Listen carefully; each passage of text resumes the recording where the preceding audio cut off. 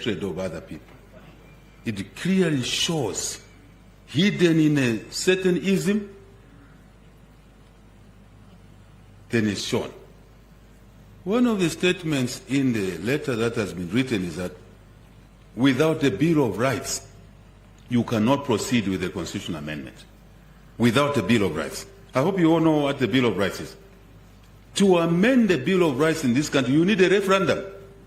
A referendum was held in 2016, and the Zambians defeated it in 2016. People have short memories, and when anger overrides them, they don't even read. They just push the agenda. So, we must have the Bill of Rights. Now, the Bill of Rights, tell me when a Bill of Rights was amended in this country. Lawyers are here. A long time ago. We've been doing amendments. Then they're saying, no, we are not allowing HH and UPND to amend the Constitution. The question is why? Because there are lacunas in there. Is it the first government to amend the Constitution? No. Who else amended the Constitution? In this manner, UNIP government. UNIP government. Muzungu is here. Bakurumpe. He was there. Institutional memory. UNIP amended the Constitution. The argument is that why you amend the Constitution now? So when is the right time? What does the Constitution say? It's silent.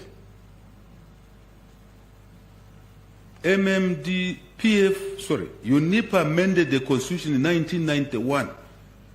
Limbina Mulava. In the election year.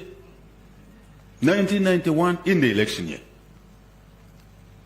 People celebrated. 1996, MMD under President Chiluba, Aka Red Naka Black. May his soul rest in peace. Right? Yes, that man did a lot of things to turn the country from a wrong direction, in my view. I don't want to debate this. May his soul rest in peace. We don't appreciate a lot of things he did to move us downhill into a positive trajectory. 1996, the MMD and the FDJ amended the Constitution in the election year. There was no problem, no street fights. Same organizations didn't go in the streets. And the Constitution is being amended. No street fights. 2016, under PF, the Constitution was amended. Right? Election year. In January, the election was in August. They amended the Constitution. No one went in the streets. We were aggrieved as UPND. And I told my members, no one goes in the streets. Let's vote in Parliament. We voted and lost in Parliament. I never allowed our members to go in the streets. UPND, this man they don't like, for whatever reason. Right? You know, this level of hatred is shocking. Right? You can see that there's venom here. You can even touch it. There's venom here. We go to amend the Constitution using the same law, using the same Constitution, which was applied, clauses which were used before. Says no. We don't want. The timing is wrong. But what about those other timings when it was amended? What was right? Why didn't you go in the streets? Ask yourselves a question. So you want to start conflict over nothing. Fellow citizens, let us act godly. After all, we are a Christian nation. Let us act in a godly manner. Let us not overexpose our hatred of others for crimes some of us did not commit. I know. I've come a long way myself. I know the feelings of a certain section of the people. I didn't choose where to be born. Neither did you. None of us should serve a sentence for a crime they did not commit. In 2021, one priest issued a statement chawamanga twachita regi election kuchila kuti aba bambita tulefaya bakateke, encouraging the government then to rig the election so that UPND and this president does not come into office. It's there. And this thing starts all over again. This is not fair. This is not correct.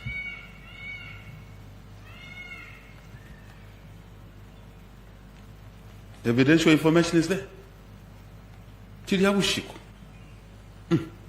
Lupato. Fish. It's a lot of work we can achieve together. A lot of value we can achieve together. One Zambia. One nation. One nation. One people. This is the elephant in the room. We will not allow violence to return to our streets, our markets, our bus stops. No, no, no, never.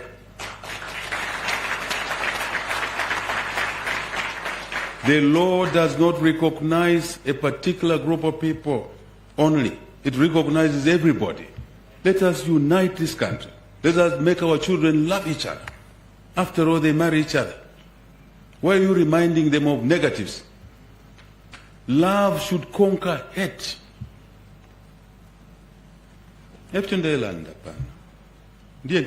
Love must conquer hate. My fellow citizens, let's talk.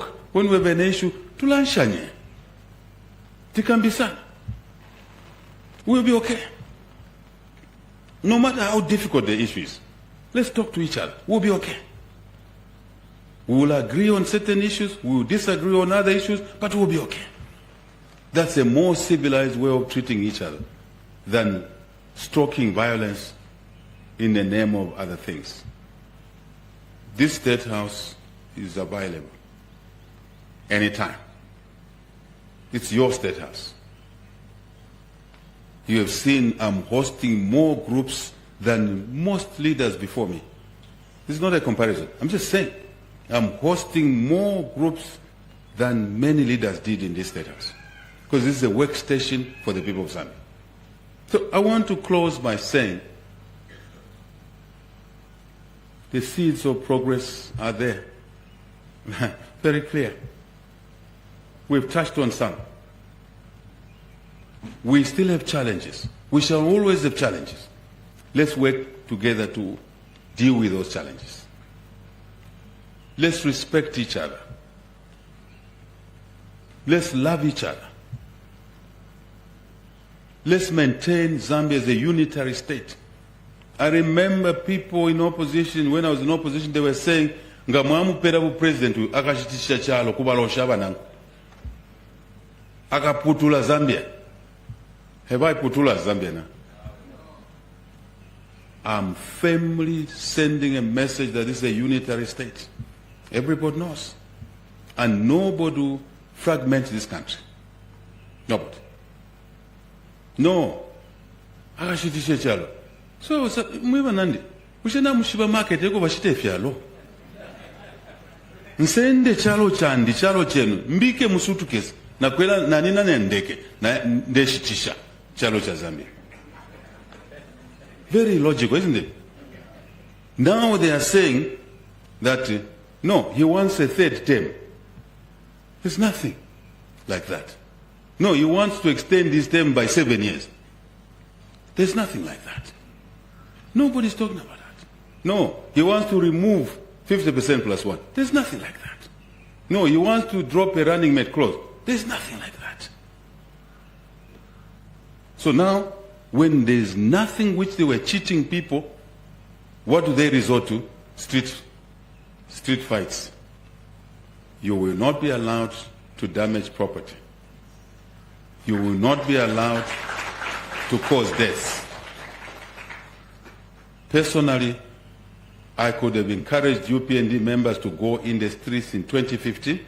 We thought we won the election. I said nobody goes in the streets. In 2016, I said nobody goes in the streets. What did we do? We went to court.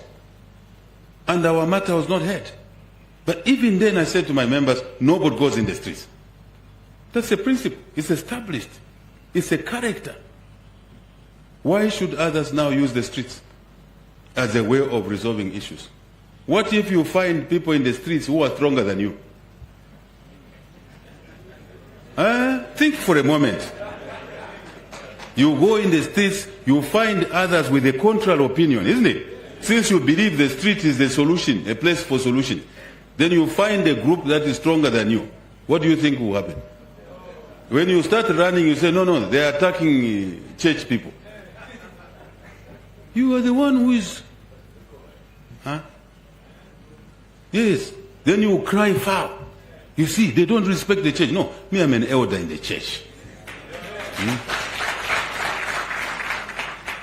As you know, I love gospel songs. I would have given you one here today, but I will reserve it. Let's love each other. Icon. Nkani zachalo iziga? Nizikulu ngako. Colleagues, God loved us, gave us a beautiful country. Beautiful country.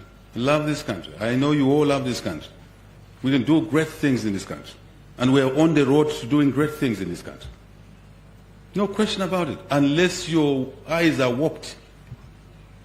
But if they are not warped, raise the issues, and we also invite you to help us find a solution. We don't claim to know everything. No, we don't. Collectively, we're a great nation. We're a great nation. Remember what I said. You want street fights? You find a group stronger than you there.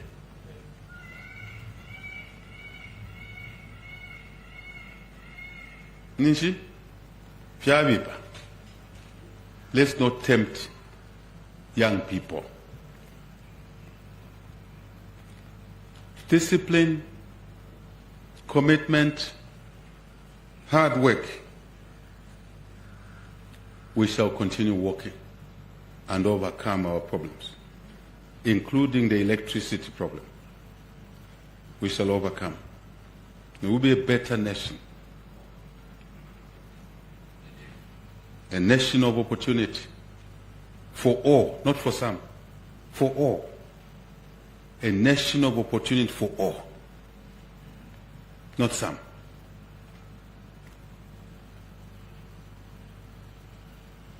Thank you very much. Nataizia, Nasalifia,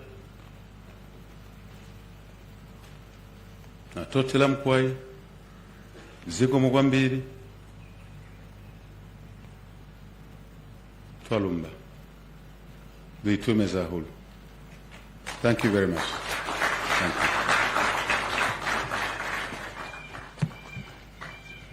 Thank you very much, Your Excellency. With your permission and guidance, Your Excellency, we may take some questions from members. Please, we may take your seats. So we'll take 3 questions from members of the press.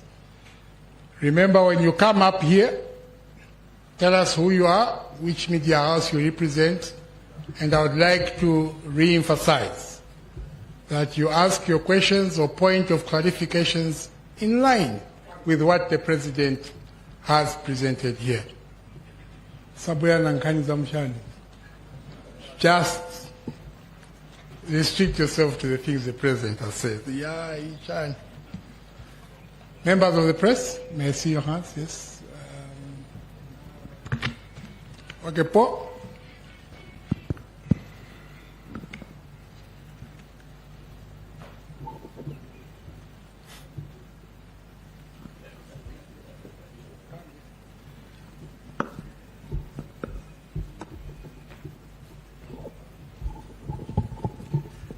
Thank you so much. Good morning, Mr. President. Good morning, Paul.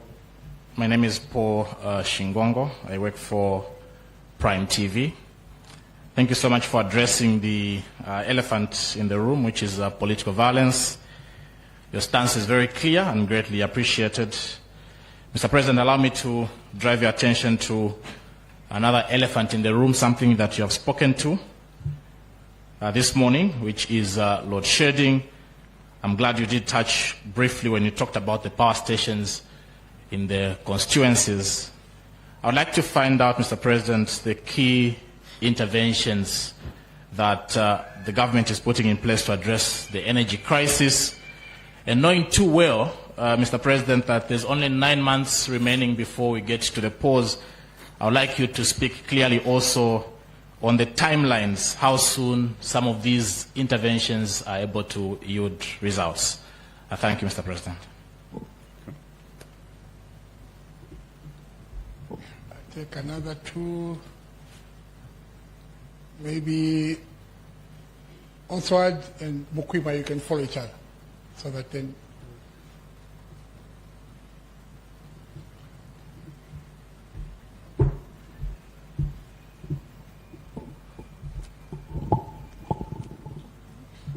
Good morning, Mr. President. Morning. My name is Mukwima Jilala from Millennium Radio. Mr. President, you did touch briefly on the mining sector, and in this regard on illegal mining as well as small-scale mining. But my question is, or rather I would love to bring to your attention the discovery of new minerals as well as old ones has come with great excitement from the people, the Zambian people out there. But many may feel that it may also be a time bomb if not properly handled. There are reports that the government plans to deploy military personnel to areas that are notorious in as far as illegal mining is concerned. But many feel that this is an empowerment to the youth. If true, I would want to find out from you what the justification is in as far as deploying military personnel. If not, what is your government's blueprint in as far as addressing the issue of illegal mining, which is scaling into some form of lawlessness? Thank you. Your Excellency, you may. This one before. Good afternoon, Your Excellency. My name is Oswald Kafwanka from Prime TV. One of the issues that have been brought up by the Oasis Forum and other sectors and other quarters is the issues to have a comprehensive amendment process of the Constitution, and the timeline has been brought to the fore. So my question would be, is the government willing to maybe push the Constitution amendment process to after the 2026 elections? And in that line, when we're talking about the elections, I would like to also just bring a question to you, Your Excellency. You did highlight a number of issues that you inherited as a government. So going forward after the 2026 elections, should you manage to win the elections, maybe the type of government you are going to inherit, and your key campaign promises going forward for after the 2026 elections? Thank you very much. Thank you. Your Excellency, you may attend to the three, then we'll take another three. So maybe the next three. You are guide? Yes, you are sir. guiding? What are you guiding? I was going to guide that the next three we can get from the ladies, since No problem. we took from No the problem. guys. Sabuino. So I address this, or I wait for the ladies? You can address these ones, Okay. and then we take next three. Okay, thank you. Thank you very much. Now, Paul, load shedding, key interventions, timelines. I think I tried to touch on that. We have taken a different posture to this issue. We've taken it as a problem, challenging, painful, but also as, flip the coin, an opportunity to solve a problem that was going to come anyway, sooner or later. Remember, we have not been investing properly in energy, diversified energy, for over 50 years. Properly, I mean. If you talk of installed capacity of 3,600 megawatts, when the population was 10 million, that was our situation, almost. Understand my usage of words. And now we have close to 21 million people. That alone, right? If you say this is where we are with electricity, and the drought came, we lost generating capacity. Check my hands. we lost generating capacity. So what has also compounded it, Paul, is that the economy is growing. When we target 3 million tons of copper, it means more consumption of energy. So the gap is growing.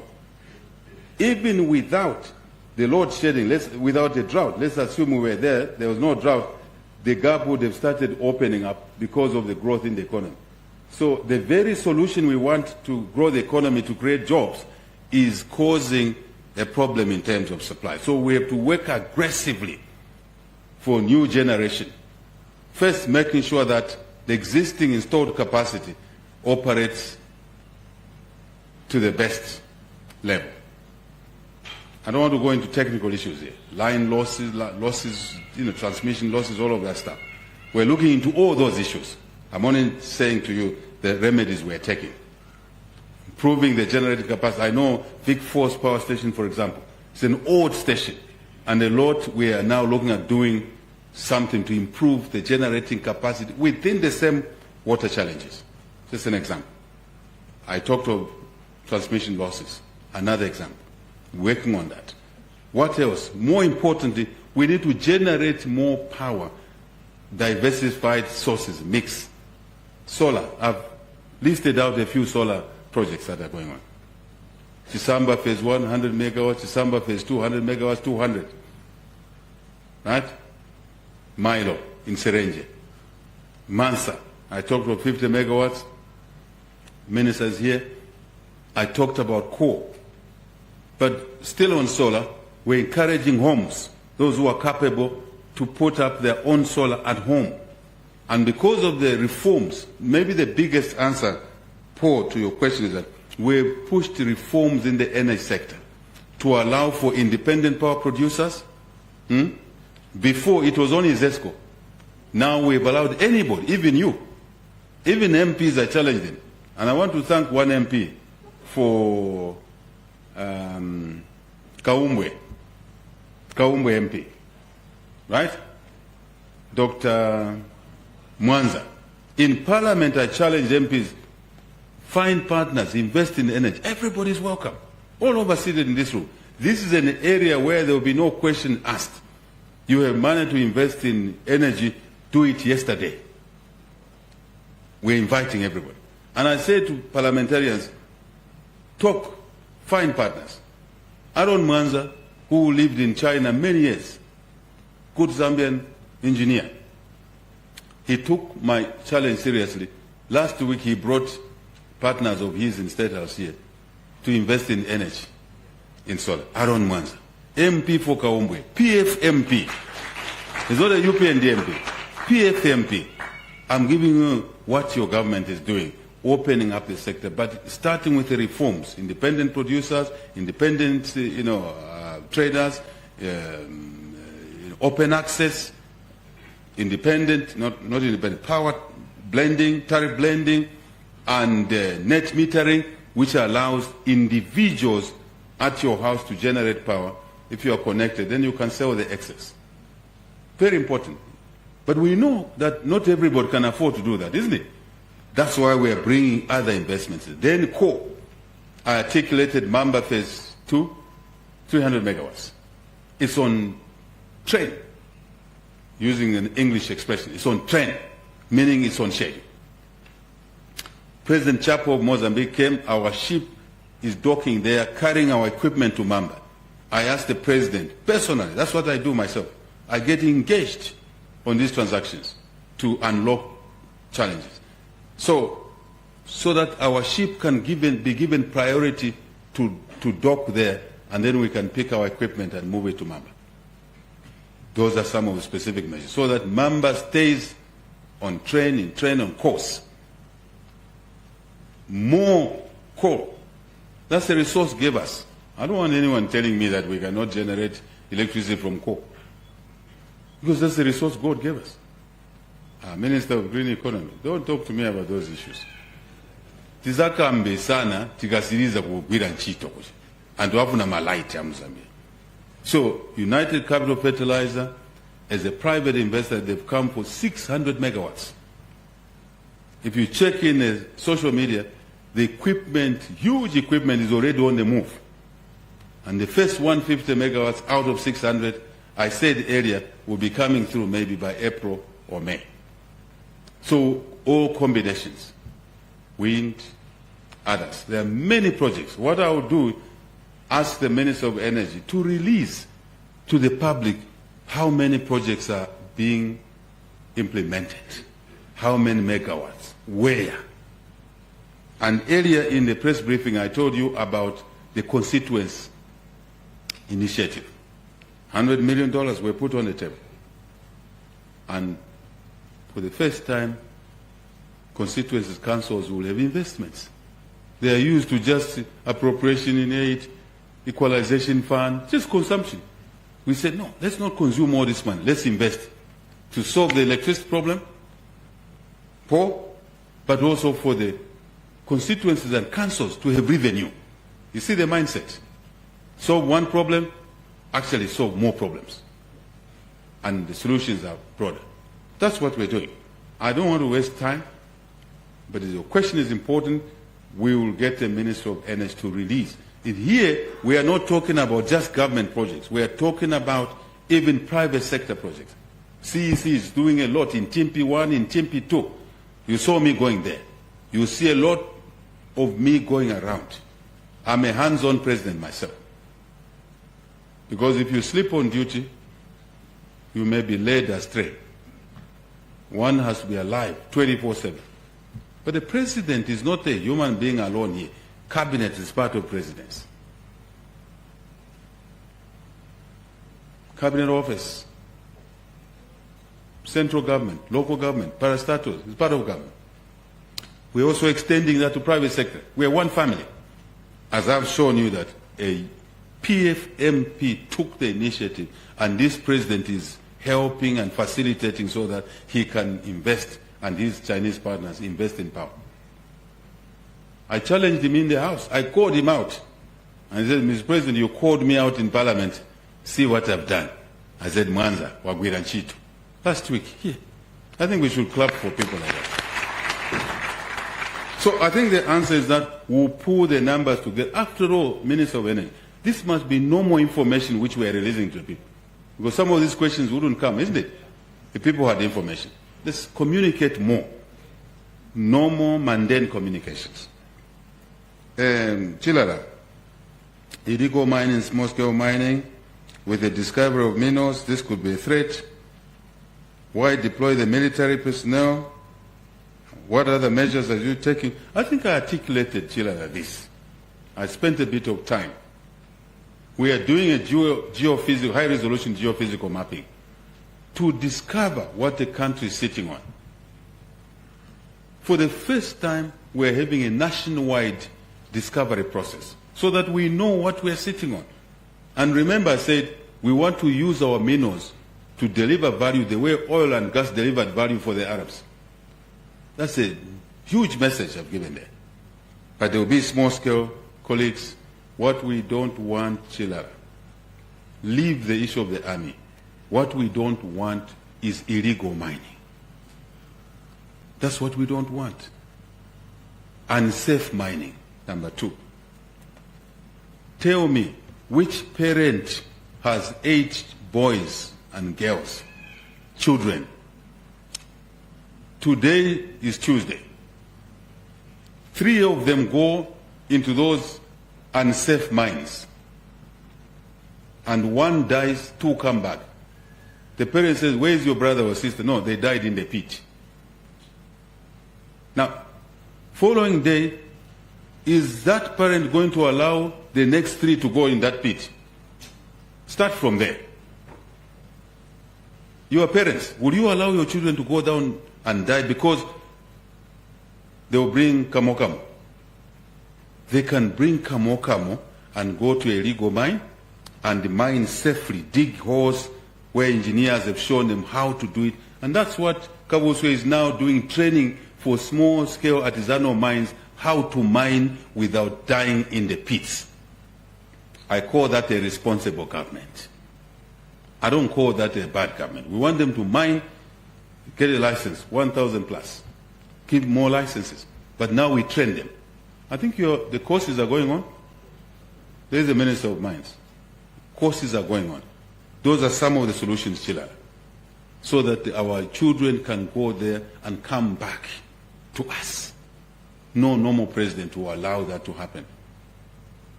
And when the president and government is protecting you from there, you start throwing stones.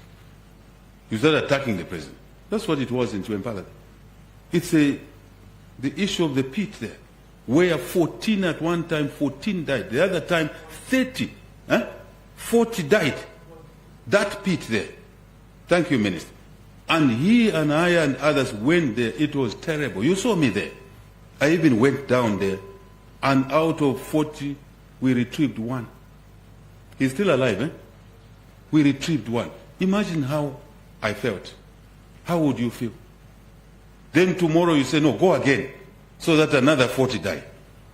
What sort of leader would you be? Even those who are making statements and fair statements, they must put themselves in my shoes.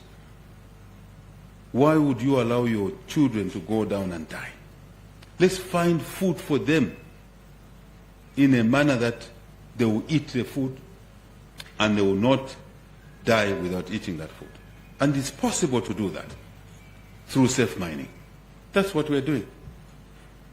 Legal mining, licenses, safe mining, so that the Ministry of Mines and others can now be engaged. Big mines have agreed to assist small-scale miners in mining safely in the nearby areas. We're working with them. So, the issue, Chilala, is not about the army or what. The issue is to have legal mining, safe mining, formal mining. Security must be proper there. Otherwise, you are going to have militias in Mpika there. Just wait and see. Those who are talking that language outside, they don't know what they're doing. You will have militias with heavily armed people there. And first they kill each other. You take a bit of gold today, that group knows you took some gold there. They wait for the night. In the night they come and say, bring that gold. If there's no security. You don't bring the gold, they shoot you. That's what happens in Eastern DRC. You don't know why there's fighting there. It's Minos. This is a risk we should not allow to grow.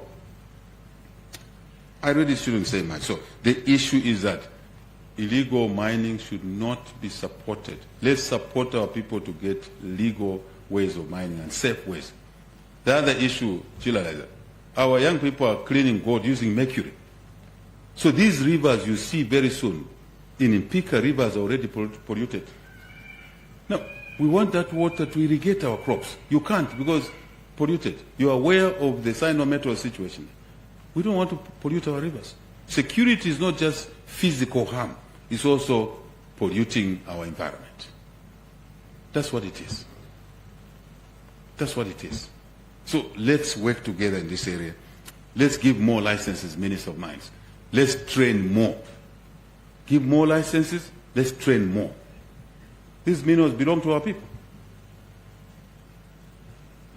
Even helping them to find, but actually, by the way, in the 2025 budget, 2026, we put more money, Chilala, to support in such program. The budget has had more money allocated to support the issues we're raising here. Oswald, comprehensive process in the constitution-making process. Why not have a comprehensive process? Oswald, why was UNIP allowed to amend the constitution?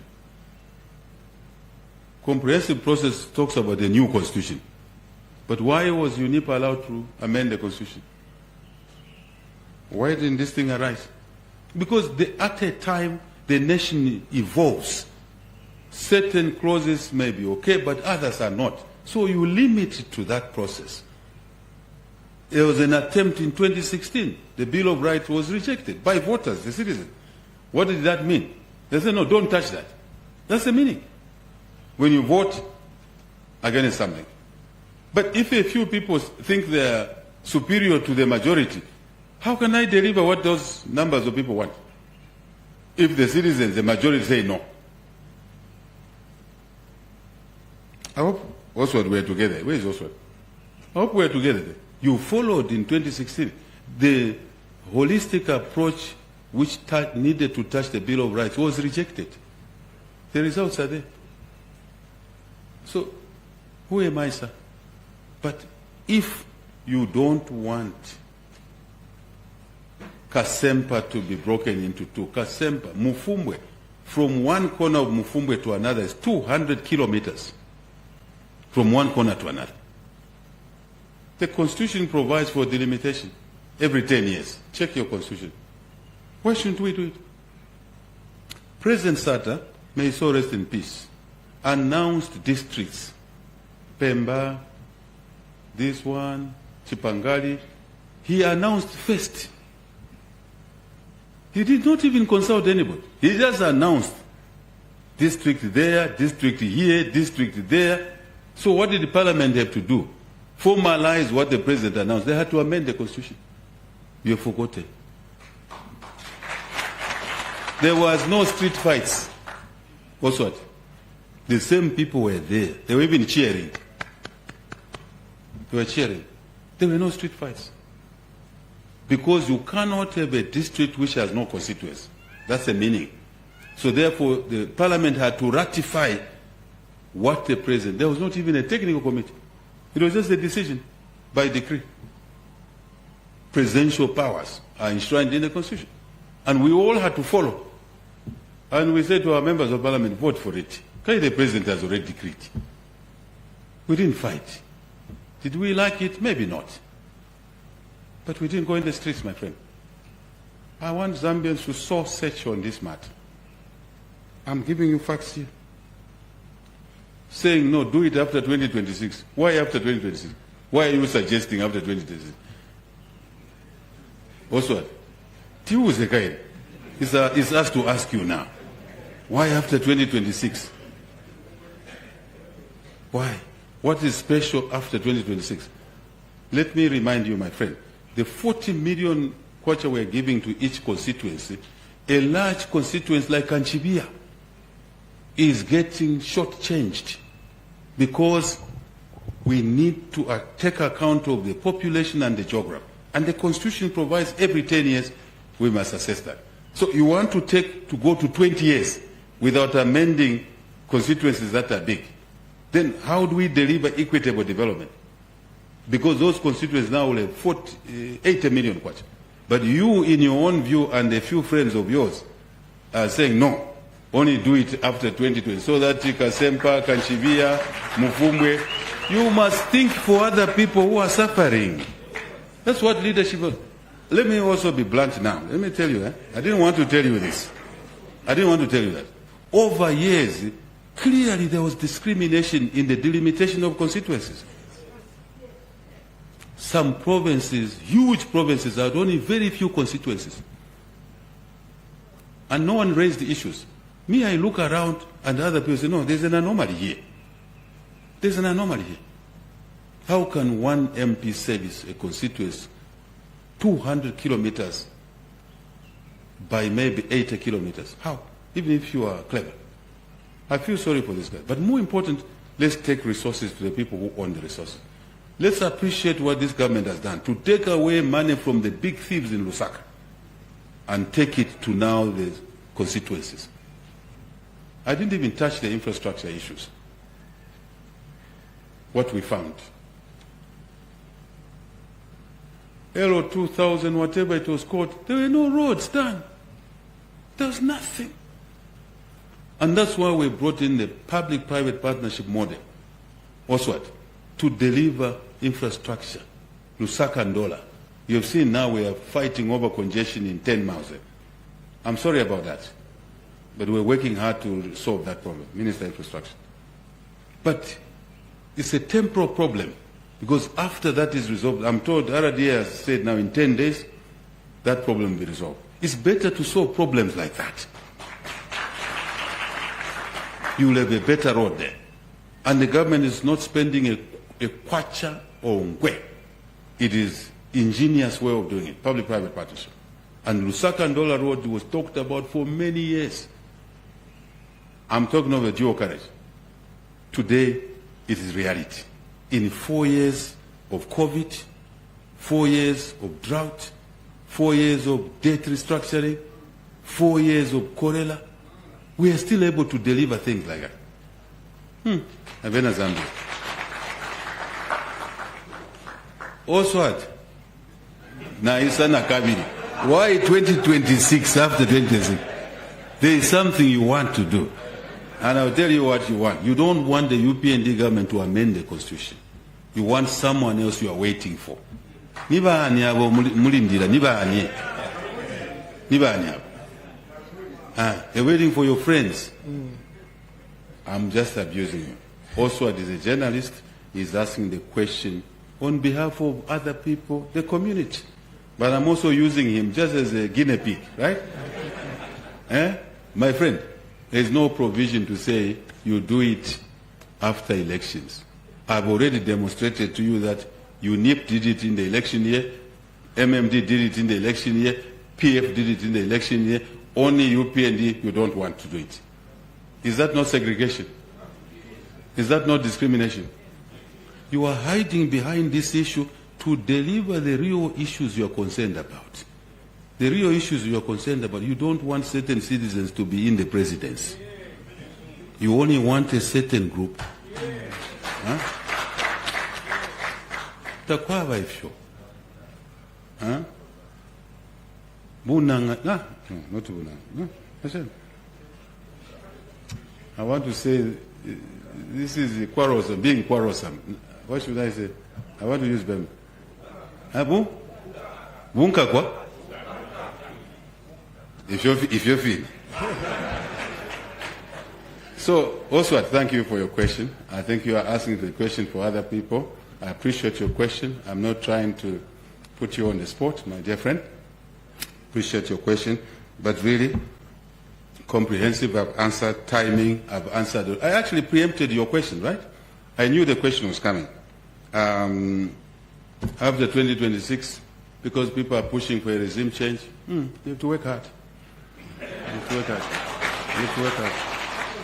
You have to work hard. Let the Zambians decide what they want for themselves, not a small clique of people hiding behind other things. Now, let me remind citizens, who brought us debt? Who brought us debt? The same people sitting out there. Who brought Kadarism here? Who was killing people here? Right? Who dropped the economic growth to minus 2.8%? Who? So what is in them that you want them to come back so that they can amend the constitution after 2026? Yes. What is it that you want? Who removed free education? So who brought back free education? Who reintroduced meal allowances? Who is building hostels? Who is increased bursaries? Who is doing a school feeding program so that children can be fed and the attendance and the attention will be better? Who? That's what you need to deal with. Come with arguments to compete with our policies.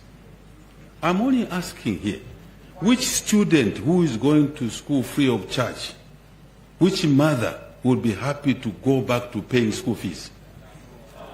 Let's think honestly here. Remove hatred first. Just let's talk pari passu here, police to police. We brought free education. 2.3 million kids have gone back to school. Imagine, what would these children have become in 5 years' time? So you are happy to have junkies, and we're cleaning up society? Go to our papa. Honestly speaking, also, thank you for your question, my dear friend. He's a good man.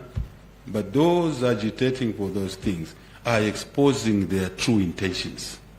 You can see they just don't want this chap, this Kachema here.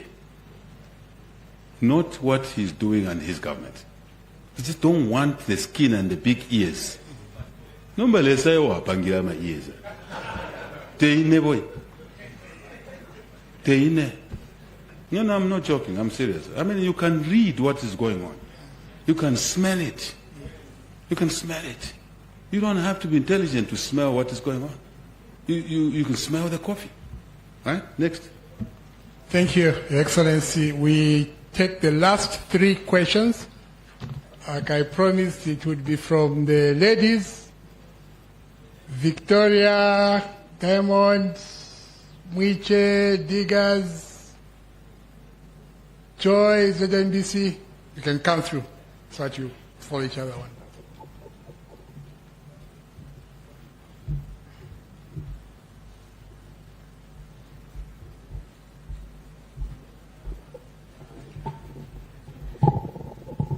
Good afternoon, Mr. President. Afternoon. My name is Victoria Kayeye Yambani from Diamond TV. With your permission, I have 3 questions. 1 on the Constitution, 1 on the economy, and 1 on something that you've not touched. May I go ahead? The moderator is there. He's the boss. You will ask 1 question. Allow her maybe 2, middle ground. Okay, 2. Negotiation, you see? Instead of fighting, negotiations. Dialogue. Thank you so much.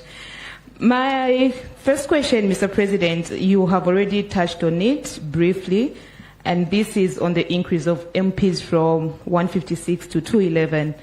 The expansion comes really at a time when Zambia is currently facing serious economical pressures. And I would like to find out, has your administration conducted cost-benefit analysis, and will you make it public? My second question is, in your address, you did highlight the fact that Zambia is in the right direction, and there are quite a number of positives that we've made towards the economic recovery. When will these positives turn into real value for the people, such as the lower cost of goods and services? Thank you so much.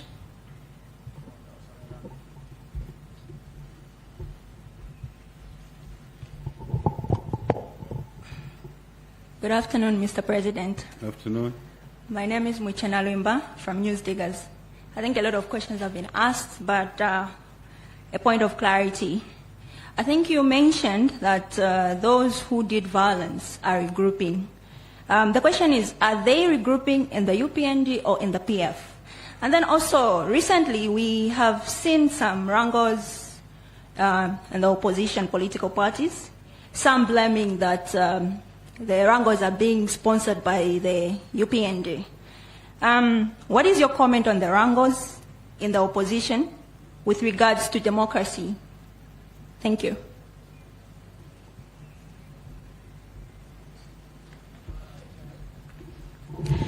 Good afternoon, Mr. President. My name is Joy Nyambe from ZNBC. I know you've touched on the issue of energy, addressing the various interventions that your government is putting in place to address the crisis.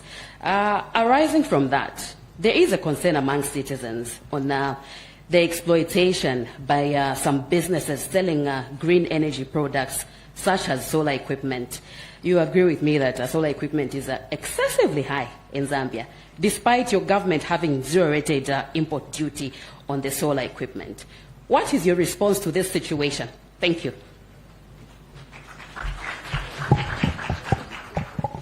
Thank you very much, Your Excellency. Those are the last 3 questions we got. You may proceed to address them. Thank you, sir.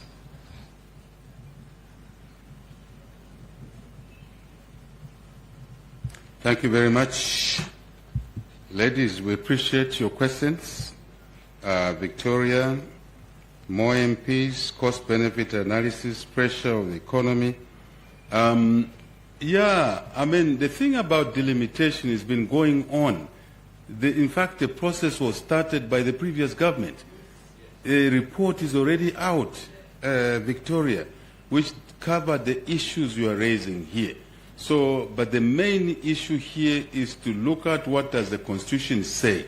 The Constitution says that we must review constituencies every 10 years. That's a constitutional provision. What for? To ensure that you are able to delimitate, to take account of population, 1, 2, geography, physical geography, distances, complexities of a constituent. It's in the Constitution. So, and the governments before us have done that. But look at the population has increased, and some constituencies are too large. I already touched on that. But the real study as the best was done by the previous government. I think the report came out in 2018 or 2019, I'm being told. So that answers your questions. But for us, in our government, we see more than what I've just said.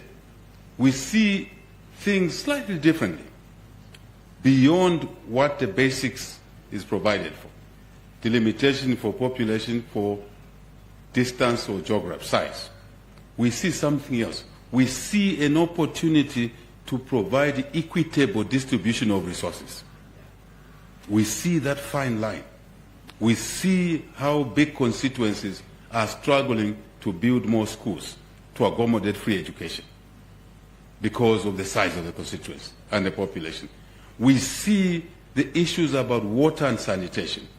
We see opportunities for the CDF grant element to support widows to raise chickens, to support the youth to run a workshop to produce window frames, to produce door frames. We see the fine line that in some constituencies we're not delivering this money equitably. And we would like that done so that we are fair to the people who put us in office across the country. And the inequities, we also see them. Let me be blunt today. We read through the inequities, how certain regions were left behind in terms of constituencies. You see it. You don't have to be intelligent to see, right? So we want to heal those issues. We want to heal citizens not accessing skills training because the budget of that constituency is limited and the people are more. In Lundazi, in Chama, I'm giving you examples here. In Kazungula, if you go to Kazungula and look at that, in Europe it's a small country. I can go on and on. You go to, I told you Chama. One of the advantages I have, I've traveled this country for many years. And I was always figuring out that when God, through his people, gives us an opportunity to run the country, we're going to change certain things. Because we saw, we talked to people, but let me not overstretch. We see more than just delimitation. We see equity. We see an opportunity to take our children to school across the country. No matter what their circumstances, no matter who their parents are, we see an opportunity there. That's how we see this CDF. It's not more about an MP sitting. It's more about the resource allocation. Isn't it? So I hope I have answered your question there. When will the positives turn into value? Victoria, first I spent time this morning going around where we were in 2021, where we are now, just to give you a few parameters. A few parameters. Just a few. The stability in the exchange rate. I talked about businesses importing now equipment for investment. I see an opportunity, we believe. For example, before we came into office and then these reforms were put in place, the foreign reserve had plummeted to $1 billion or so. I know it doesn't make sense to some people, but it's very important. Now, it is over $5 billion. What is the meaning of this?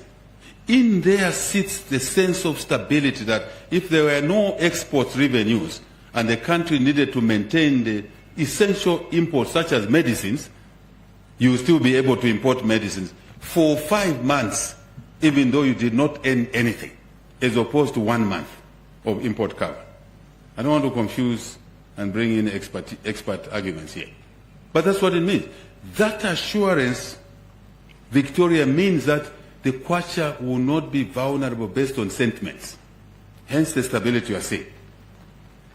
What else? I talked about the jobs in Mopani, that an additional 2,000 jobs have been created. Surely, is that not a benefit you are seeing now? What other benefit? I said close to 100,000 new jobs in the public sector have been created because of our policies and reforms.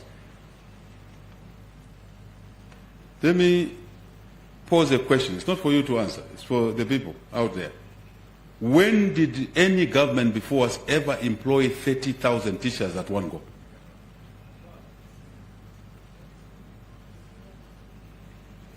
There is a benefit. And in my speech I said that teacher employed will look after 8 family members plus 10 extended family members. Those are the benefits. Already. You can go to health, you can go to medicines. When some donors pulled back on grants on medicines, health, you know what we did? We pulled money from wastage, travel, size of delegations, length of stay, and pushed it into health and increased the health budget ourselves. It means now medicines will be there. Those are benefits, madam. I probably have an idea what you are trying to see. What you are trying to see is coming gradually because, for example,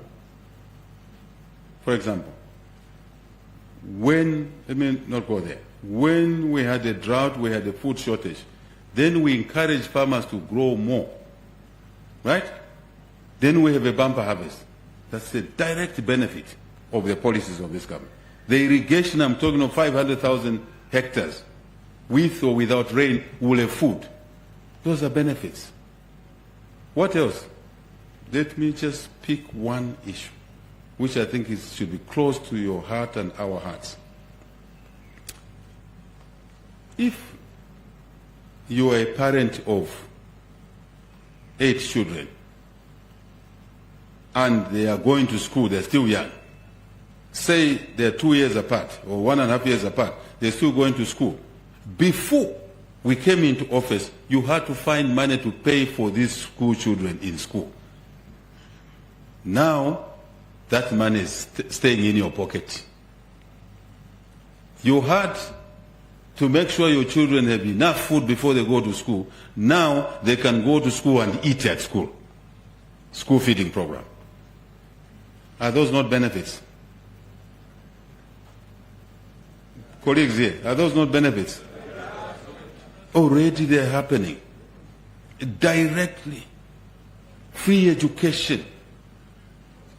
As a monk myself, and we have a principle as university students, once a monk, always a monk. As a monk myself, except I'm cheating, I'm married now. Meal allowance is very important. It was removed by those who were there before us. When we came back, we reinstated it. It has a direct benefit on the performance of a student in college, because they can now go to college having eaten, in classroom, I mean. Is that not a benefit? Victoria, please, my dear sister, these are immediate benefits. You don't even have to wait. I've said quite a bit around here, because your question is very important, madam. So we are moving step by step. Remember, I was saying that we are doing things, but it's not enough. We can do more, isn't it? We can do more. Let's work together to do more. There's a lot we can do together. Maybe last example. Before we introduced reforms in agriculture, FISIP, we were giving fertilizer to people who were not farmers. We were giving seed to people who are not farmers. We've now introduced an electronic system called e-voucher, isn't it? And since we introduced it, we caught cheaters, call them anything.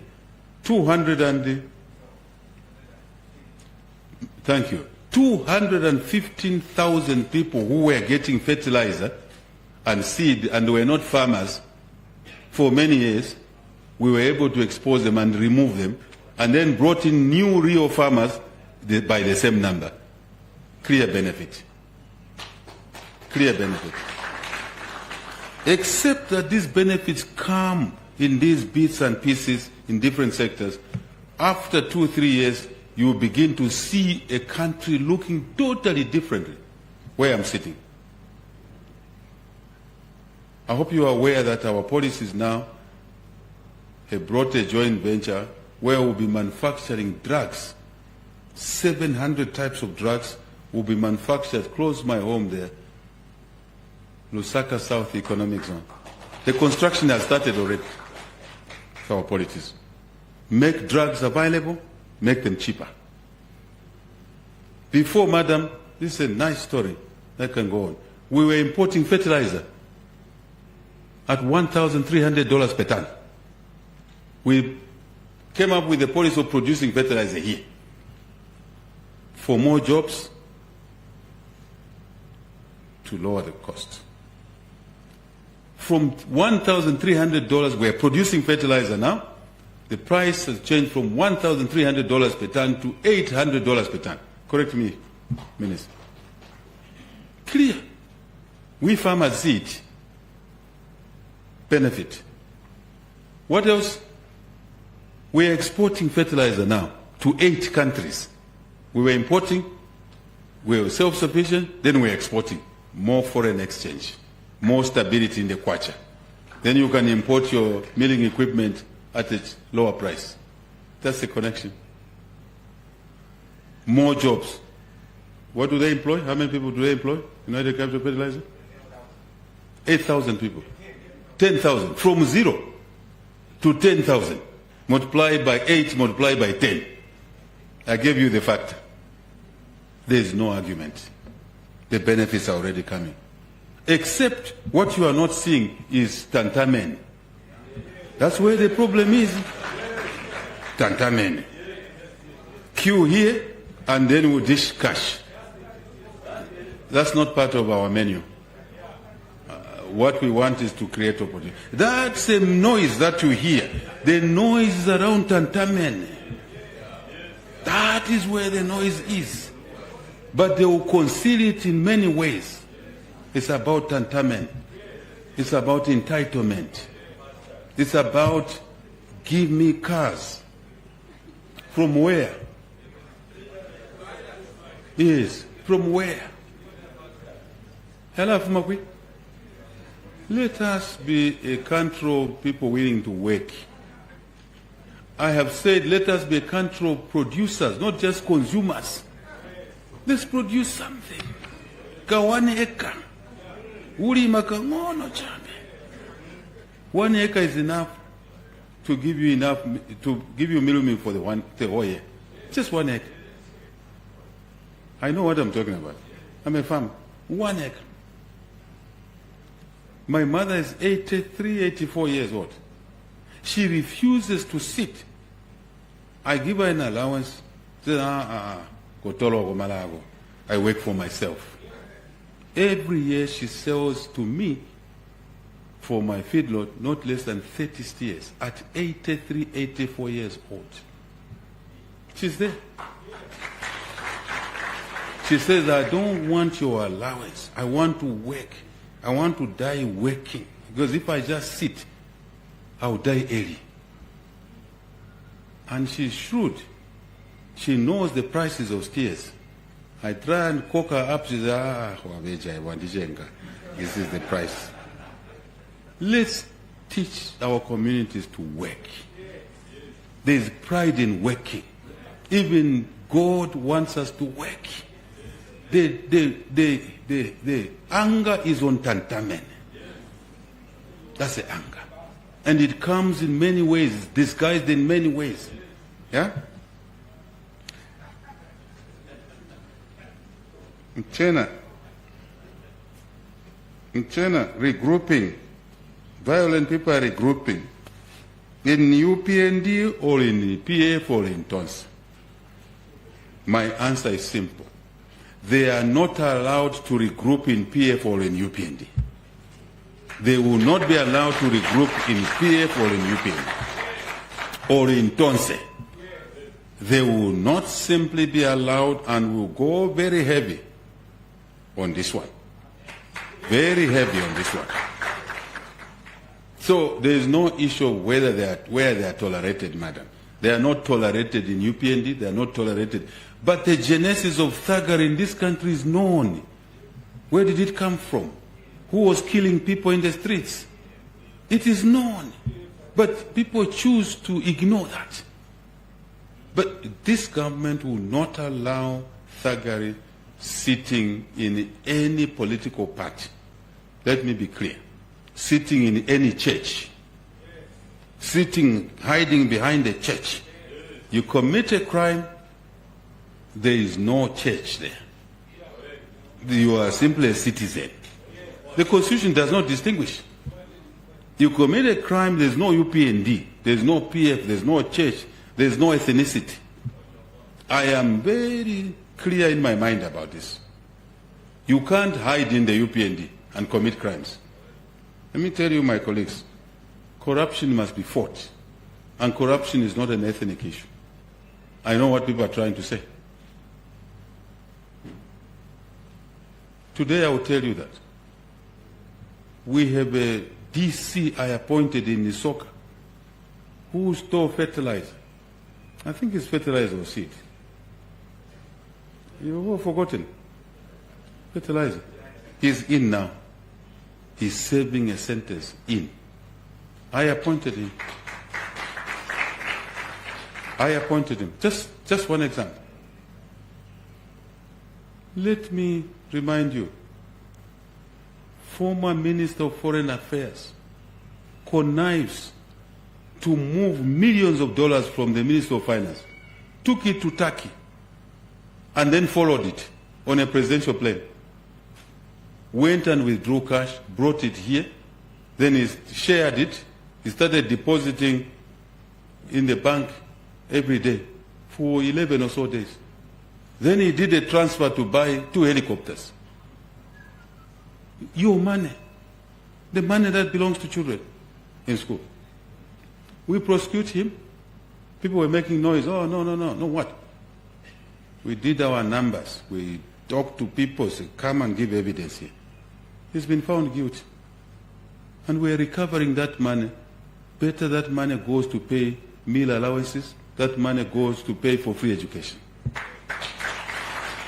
How can we say now the fight against corruption is targeting politics or ethnic groups? Can we come off some things? Eh? It's even embarrassing to talk about such a thing. And that individual did it. The court has proved. Now imagine how many cases we have not prosecuted.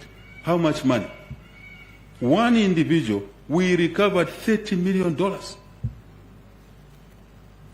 No, some level of greed is frightening. $30 million. Moved it to Seychelles, moved it here and there. And the noise was that, no, there's no fight against corruption. We recovered that money. We recovered one person.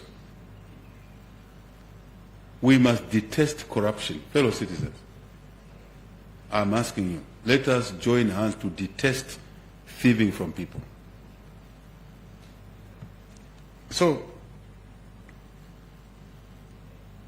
Madam Michelle, there is no hiding place for thuggery. And I think we are clear about that. Joy Nyambe, exploitation by traders selling solar as an example. You are spot on. We have to work hard to ensure that people are not being cheated. When we remove duties, the price of solar must come down. You are spot on. And I think we are all hearing, colleagues, let's address that issue. Having said that, Madam Joy, the price of solar has come down. Before, to invest in 1 megawatt, you needed to pay $1 million. Now, to invest in 1 megawatt, you pay less than $700,000. Technology is better. But the traders are taking advantage, some of them. I think we need to deal with that. Minister of Commerce is here, is listening. We don't coerce them, we sit down with them in a civilized way. We don't go in the streets demonstrating against them. We bring them in the room and talk to them. I've finished answering the questions. Thank you. Thank you very much, Your Excellency. Another round of applause. Thank you very much, Your Excellency. We have come to the end of the press conference. I would ask that we all stand, seeing the national